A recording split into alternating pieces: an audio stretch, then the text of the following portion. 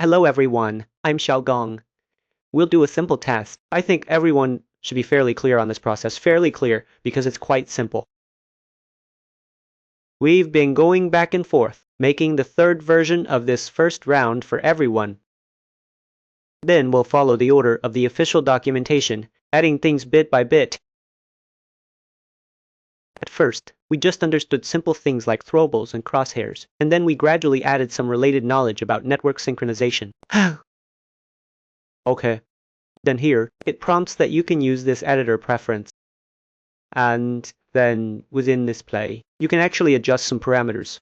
For example, here, we can just use the place and completely ignore it. Because we can just launch it directly through the editor. We launch with to place, and then let's take a look. We can check here. We will have this screen self-control. So it's okay. After we press the button here, actually, it didn't spawn the ball, right? Although it has already successfully deducted health. Right, you see. If the ball isn't spawned, we can check. This is also very simple. Because it's obvious, this project doesn't have the starter pack. So here, we just need to add the starter pack. This side, content. Just to add it in. Yeah, he added the bleeding package. Let's try again. We can see. It seems like it still doesn't work here. We can restart it first. We can set a breakpoint. This is also a good opportunity to demonstrate to everyone. First, right here. We are here. We can't reach the breakpoint here. I'll restart it.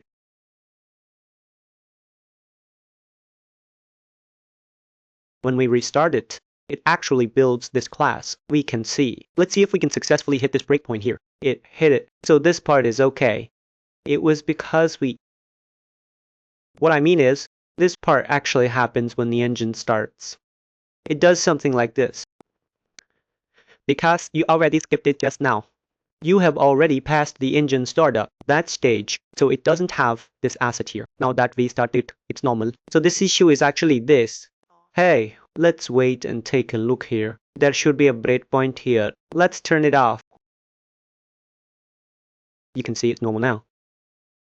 We click the left mouse button, right? This effect is still quite good.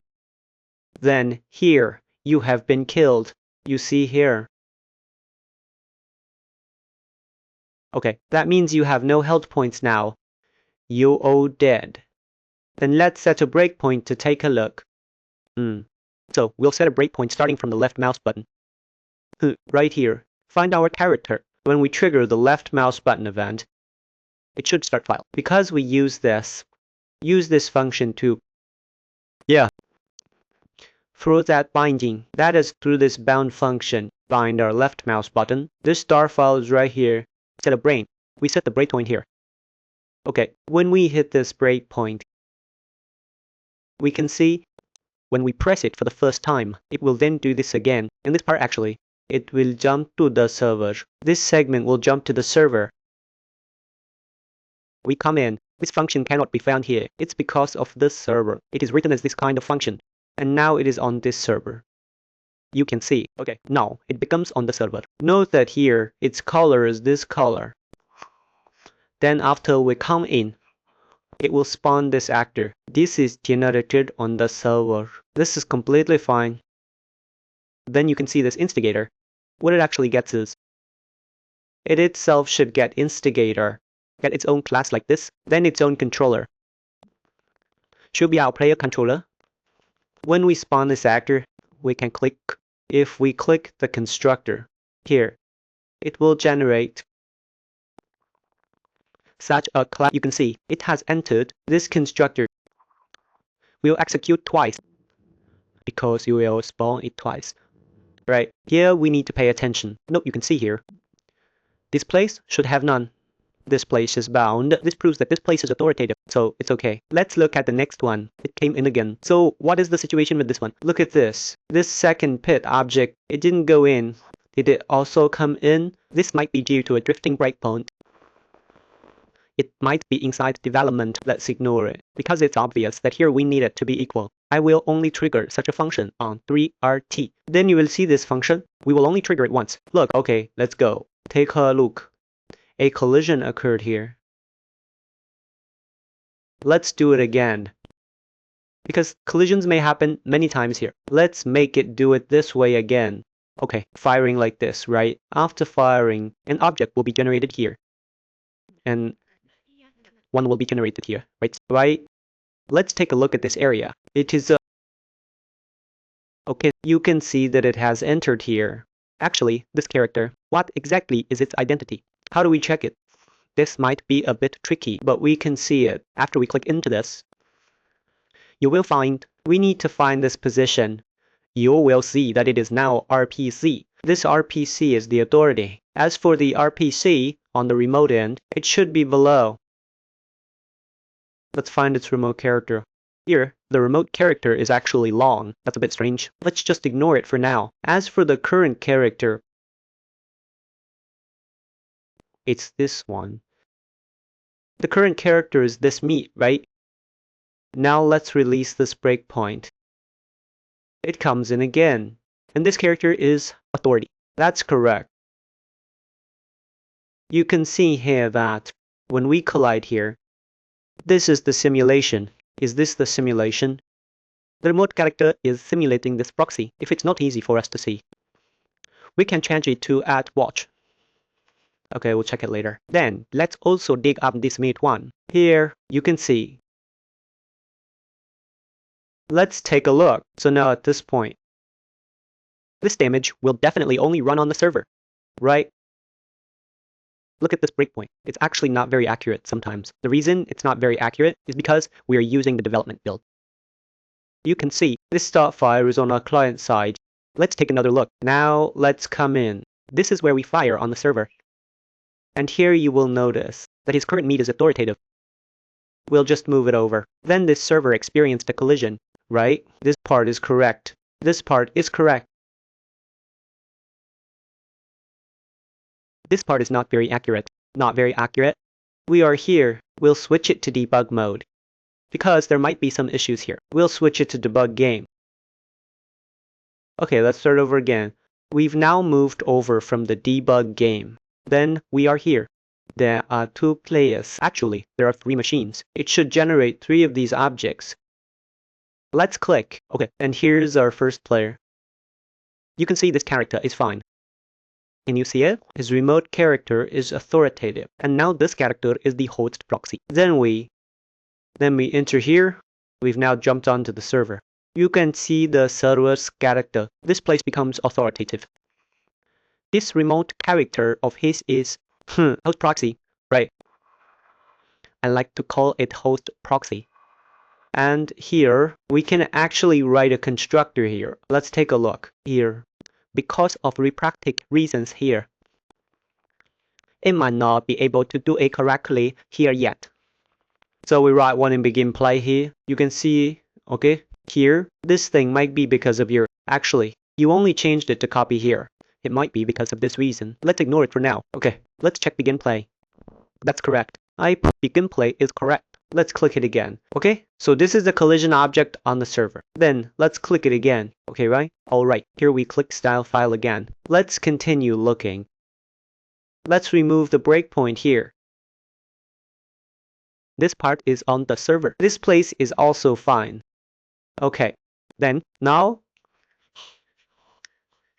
we take after removing the DILU, we set the bribes again. We'll ignore this place for now. We are here inside our character. We should be in the receive damages section. Here, we should have a take damage function. This take damage function, it only receives damage on the server. Let's set a breakpoint on it. For everyone's convenience, as you can see, this is where the collision occurred on the server. Yes, because this function is only triggered on the server after the collision happens on the server. Here we apply damage. Then after applying damage, it goes to this take damage. We can take a look at this call stack.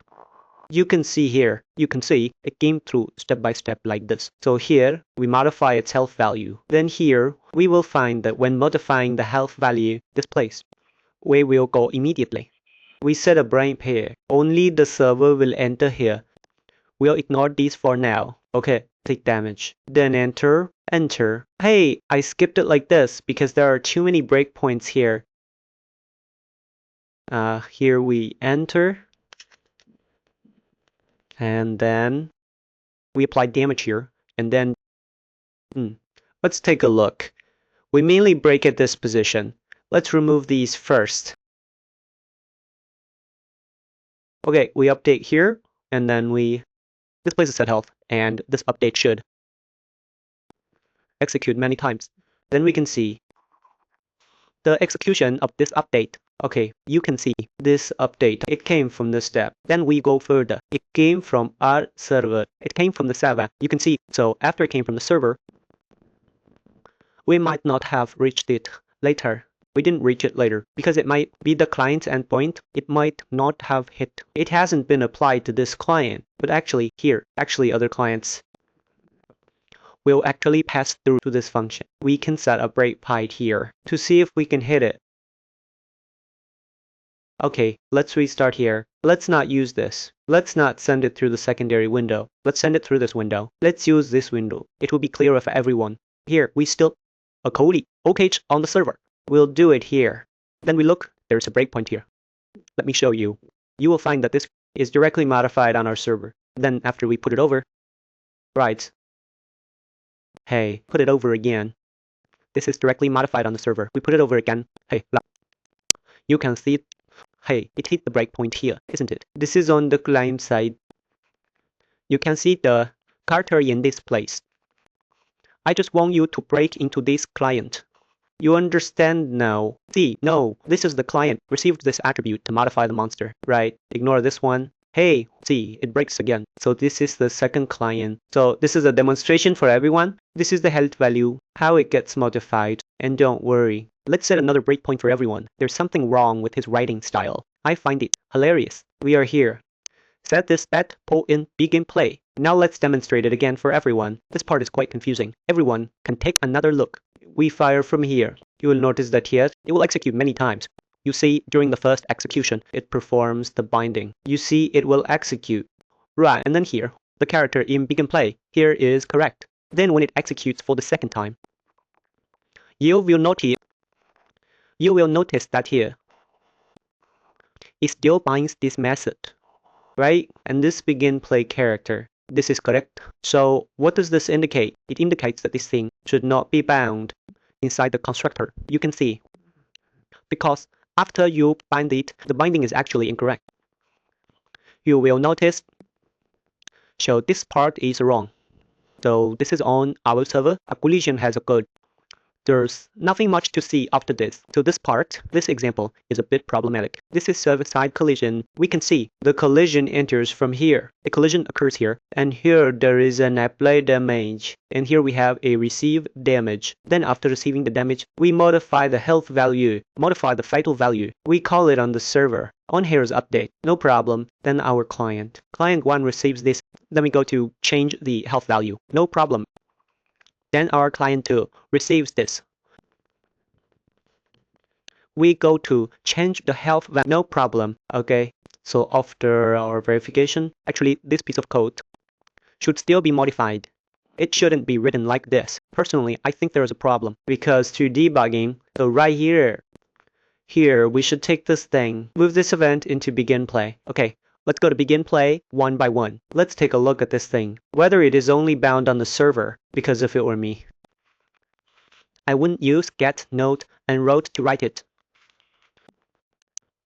I think writing it with get load is wrong. If it were me, I would use this.